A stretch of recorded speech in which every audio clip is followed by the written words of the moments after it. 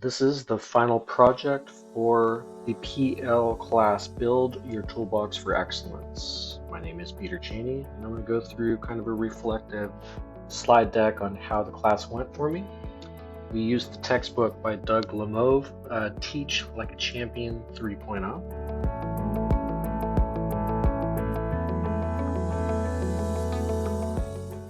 So the things that I'll cover in the following slides are the outline for what our project is. So skills that I've added to my teacher toolbox that create a positive and productive classroom.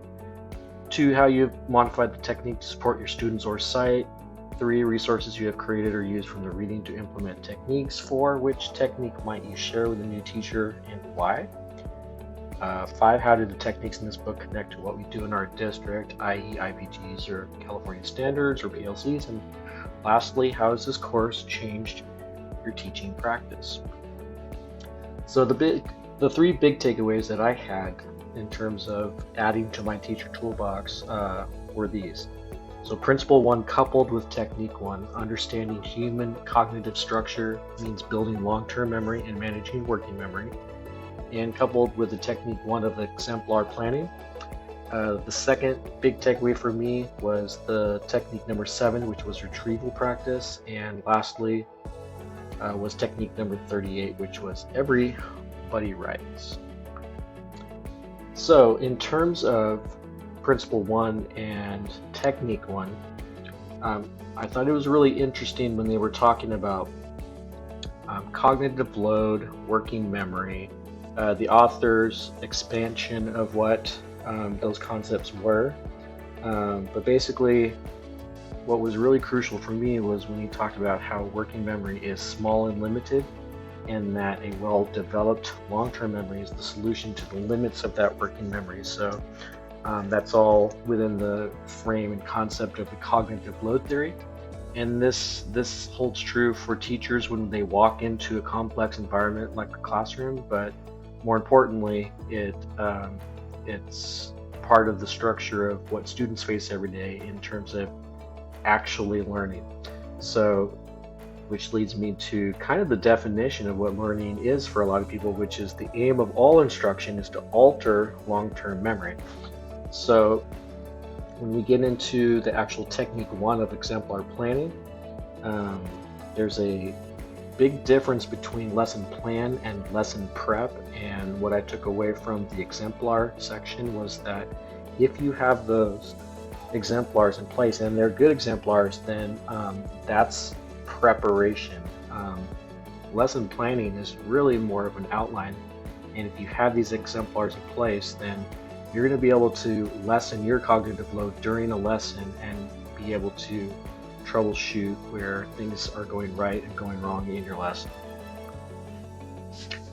Technique number 7 with retrieval practice. When reading through the text, the things that I was really interested and learned the most from were that when students struggle with information, that's actually going to be a deeper encode into their long-term memory. Strategic delay and the forget curve was a really interesting concept for me because, I mean, it's something that we as teachers think we know, and we did know, and we kind of know, but we forget how important it is. So the learning forgetting curve was really valuable for me because I need to do a better job as an instructor to reinforce important concepts so that it's not forgotten quickly. And so the review process for me is going to be a lot better moving forward. So bottom line, systematic and regular review has to be in place instead of episodic practice with certain aspects of my teaching in general. Lastly, the technique 38 with everybody writes. Even though my classroom is a computer lab and we do mostly like Google Classroom and Nearpod and presentations and a little bit of textbook, that doesn't preclude me from actually incorporating more writing into the things that I do. And the technique everybody writes is something that I can easily integrate. And so the book kind of talks about the difference between formative versus summative writing.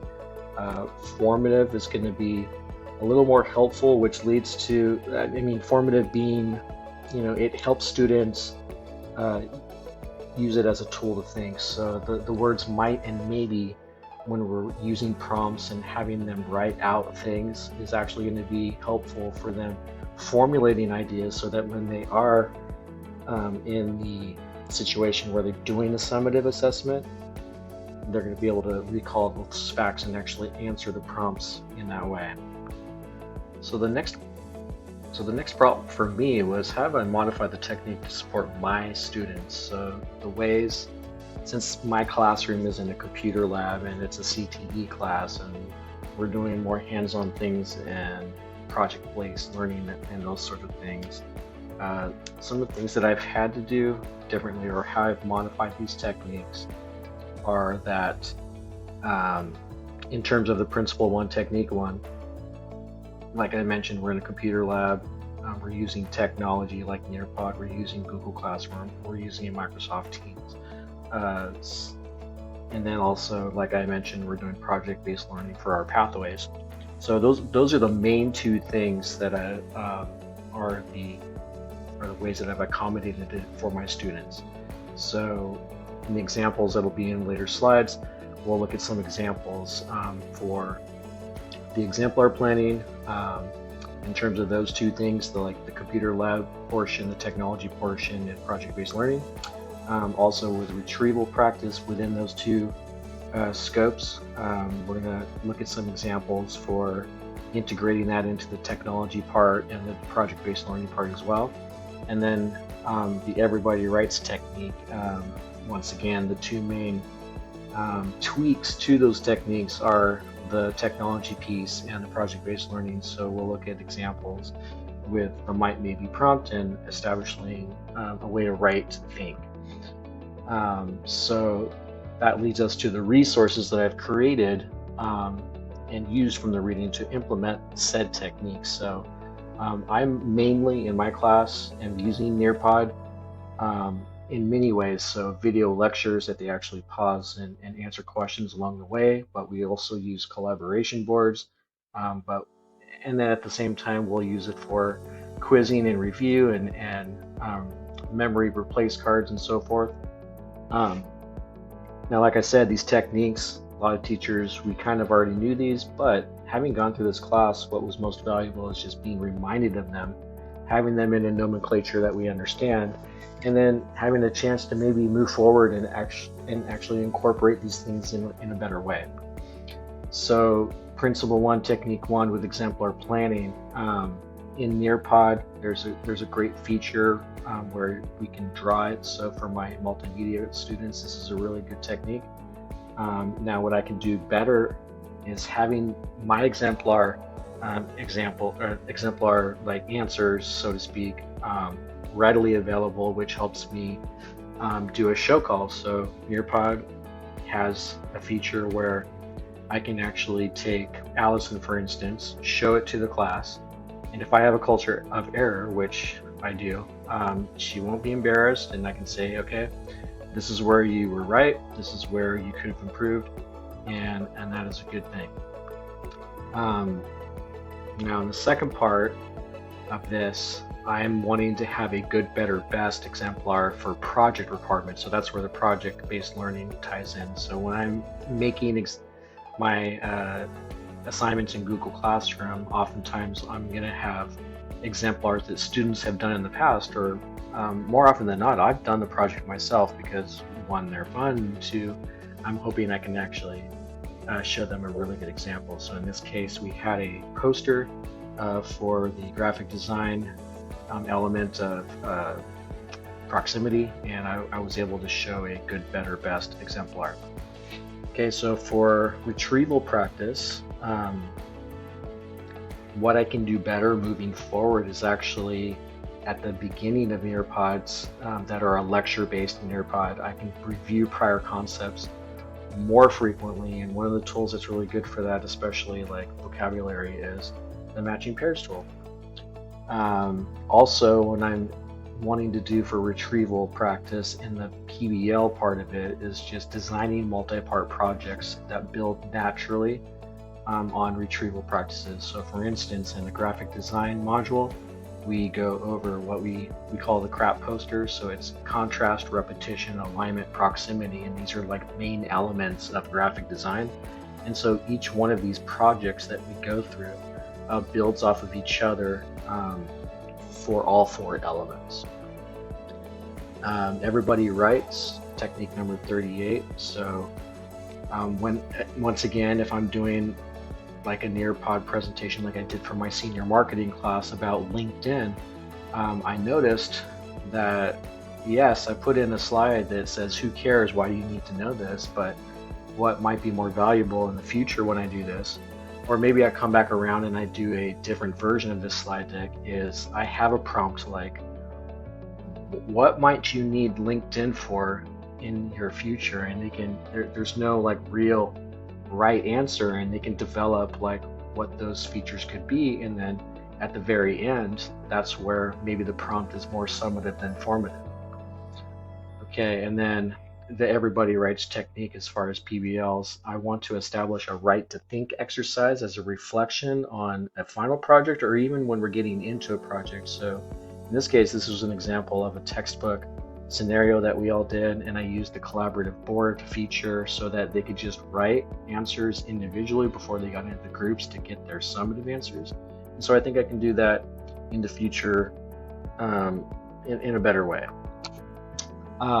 Which technique might I share with a new teacher? Why? I think one of the best techniques in there for a new teacher is the culture of error.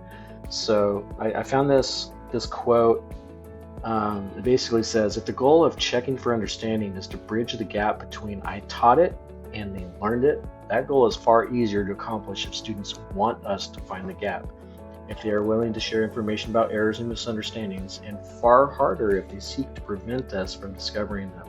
So why is this something I would share with a new teacher? Because if students are trying to hide that they don't know what you're trying to teach them, then it's going to be really difficult for us to discover those errors and to make it okay to expect them, to respect those errors, to actually inspect those errors and then correct them as well. So I think if a new teacher gets the culture of error right, then it makes techniques like the show call easier and more effective in their classroom. So the next prompt for me is, how do the techniques in this book connect to what we do in our districts? So I decided to focus on the PLC parts of things. So in this statement, while many teachers will still listen to and learn from the feedback provided by their principal, the most important part of this quote right here was they place great value in the thoughts and experiences of their peers for new teaching ideas. So this book, Teach Like a Champion 3.0, has many techniques in it.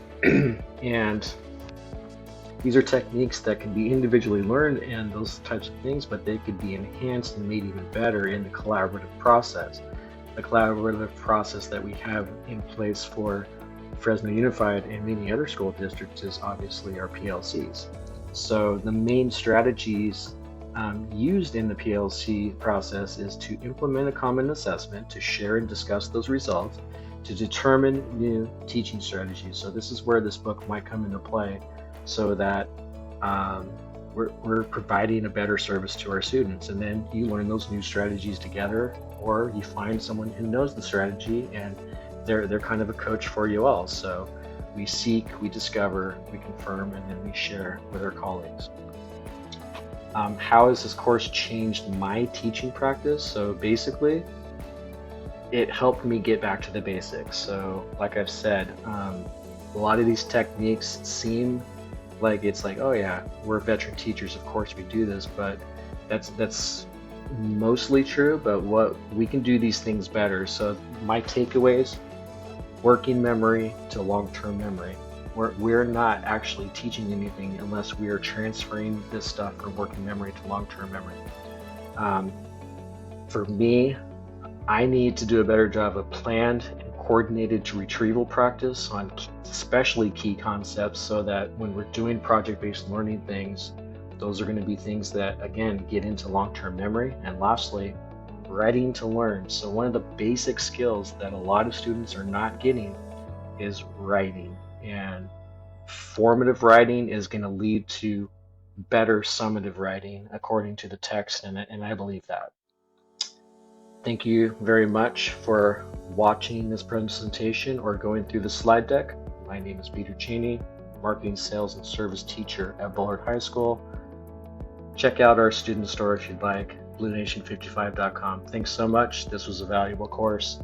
I'll definitely tell others who are looking for something similar.